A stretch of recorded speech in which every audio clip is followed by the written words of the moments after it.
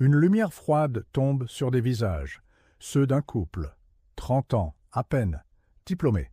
Un contrat à durée indéterminée pour chacun, des revenus solides, une épargne, des parents qui ont même aidé pour l'apport. Leurs mains tremblent légèrement, tenant des documents froissés. Un refus de prêt immobilier. Pour une maison modeste, en périphérie, un rêve brisé, une promesse d'avenir anéantie par une ligne de chiffres, des normes obscures. Ils sont le symbole d'une génération sacrifiée. Une génération de bons élèves à qui l'on ferme la porte.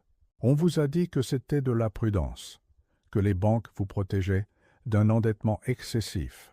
On vous a vendu la fable d'une conjoncture passagère, un mensonge, une imposture. L'impossibilité pour des millions de citoyens d'accéder à la propriété n'est pas un accident économique. Ce n'est pas le fruit du hasard. C'est une architecture, un mur invisible et implacable, érigé par des décisions politiques et financières, un crime organisé, silencieux, contre l'accession à la propriété, une expropriation sans violence apparente, orchestrée au plus haut niveau.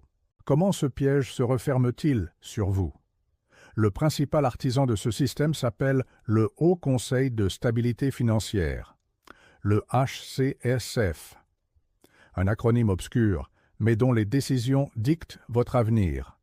En 2021 puis en 2022, le HCSF a durci les règles d'octroi de crédit, officiellement pour garantir la stabilité financière, officieusement pour cimenter une nouvelle forme de servage. Deux verrous, deux chaînes invisibles. La première, le taux d'endettement maximum fixé à 35% de vos revenus, assurance comprise.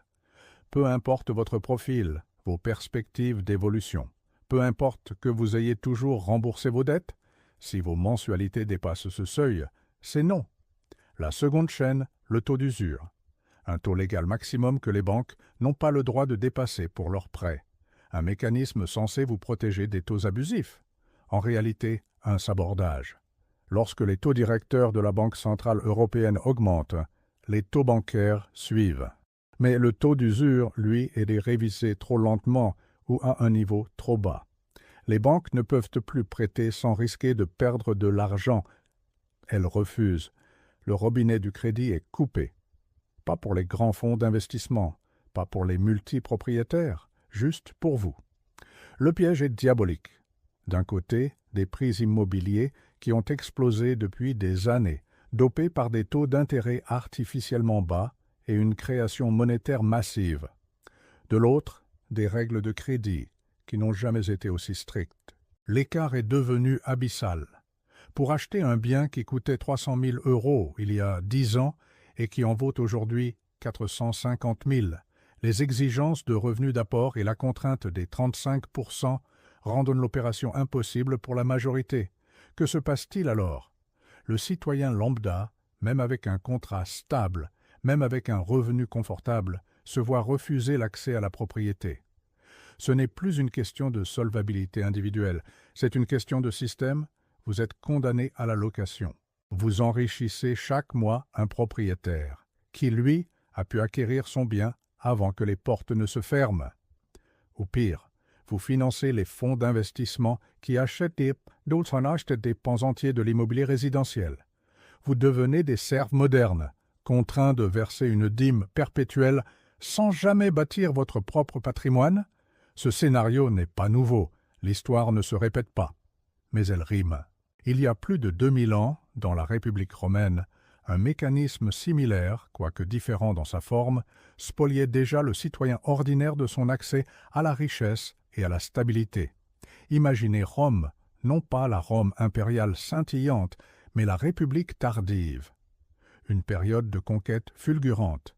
Des richesses affluaient, mais elles ne bénéficiaient pas à tous. Les guerres épuisaient les petits paysans soldats. Leurs terres, souvent laissées à l'abandon ou hypothéquées, étaient rachetées à bas prix par une poignée de familles patriciennes et de chevaliers. Ces puissants édifiaient d'immenses propriétés foncières, les latifundia, des exploitations agricoles gigantesques, cultivée par des esclaves qui produisaient à moindre coût, écrasant toute concurrence. Le peuple, la plèbe, se retrouvait dépossédé. Incapable de rivaliser, sans terre pour subsister, il affluait vers la ville. Des milliers de citoyens romains, jadis propriétaires de leurs lopins de terre, se transformèrent en une masse urbaine, sans emploi, sans avenir, dépendante des largesses des puissants. La propriété foncière, fondement de la citoyenneté romaine et de la richesse individuelle, devint le privilège exclusif d'une caste. La loi agraire, censée redistribuer les terres publiques à la plèbe, fut sans cesse contournée, vidée de sa substance par l'élite. Le point de rupture arriva avec les frères Gracques, Tiberius et Caius. Au IIe siècle avant Jésus-Christ, ils tentèrent de réformer ce système d'accaparement. Ils voulaient briser le monopole des latifundia, rendre la terre au peuple, restaurer la petite paysannerie. Leur combat fut un échec sanglant. Ils furent assassinés. Le message était clair. L'accès aux actifs essentiels, à la source de la stabilité et de l'indépendance, serait verrouillé par ceux qui détenaient le pouvoir. La plèbe de Rome fut réduite à la précarité, à la dépendance, aux distributions de blé. Des hommes libres, transformés en une masse corvéable, sans espoir d'ascension, sans dignité patrimoniale. Leur destin était scellé par la concentration de la terre. 2000 ans plus tard, le miroir de l'histoire nous renvoie une image glaçante. Hier la terre, aujourd'hui la pierre. Le mécanisme est sophistiqué. Les coupables portent des costumes et s'expriment en jargon économique. Mais le résultat est le même, une dépossession silencieuse de l'actif le plus fondamental, la propriété. Alors qu'à Rome, des lois agraires étaient sabotées, aujourd'hui ce sont les normes du HCSF et les politiques monétaires des banques centrales qui verrouillent l'accès au foyer. La Banque centrale européenne, en relevant ses taux directeurs pour combattre une inflation, qu'elle a elle-même alimentée par des années de planche à billets, rend le crédit cher. Et quand le crédit est cher, le taux d'usure devient une prison, bloquant les prêts pour la majorité. Les signes avant-coureurs de cet effondrement social et économique sont déjà là, visibles à l'œil nu. L'explosion de la demande locative, des loyers qui ne cessent d'augmenter, asphyxiant les ménages. La naissance d'une génération de locataires, une génération entière condamnée à ne jamais posséder, à ne jamais transmettre de patrimoine. De jeunes adultes qui ne peuvent plus quitter le foyer parental, incapables de fonder un foyer à leur tour. L'augmentation de la précarité du logement, des millions de citoyens sous la menace d'un avis d'expulsion. La classe moyenne, jadis pilier de nos sociétés, se désintègre progressivement par le bas. Ses membres glissent vers la dépendance locative, vers l'endettement pour boucler les fins de mois. Le rêve de stabilité et d'ascension sociale se transforme en un piège économique mortel. Qu'adviendra-t-il dans 5-10 ans? Si rien ne change, une société à deux vitesses, une caste de propriétaires, de fonds d'investissement, de ceux qui ont pu acquérir avant le verrouillage.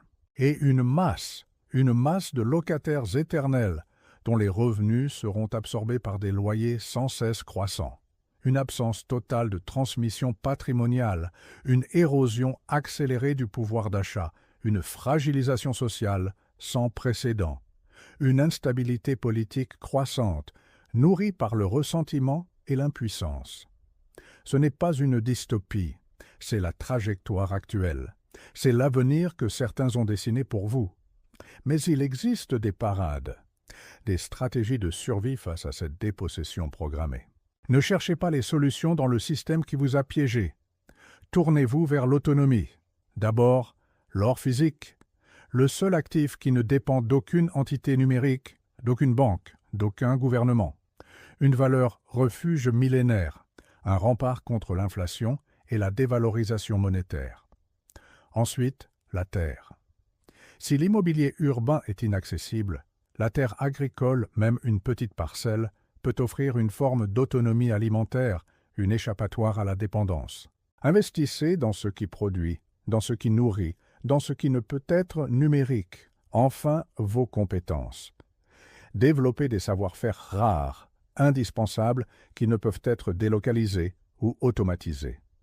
Des métiers manuels, des expertises techniques, des services essentiels. Le savoir est le dernier rempart contre l'asservissement. Et surtout, désintoxiquez-vous de la dette inutile. La dette est un instrument de contrôle. L'histoire ne se répète pas, mais elle rime. Ces rimes, ce sont les échos du passé qui résonnent dans notre présent. Les comprendre, c'est la seule voie vers la lucidité. C'est la seule clé pour refuser d'être le cerf d'un nouveau millénaire. Pour continuer à décrypter les mécanismes du pouvoir et de l'argent. Pour comprendre les rimes de l'histoire et ses avertissements. Abonnez-vous à l'Archive du Capital.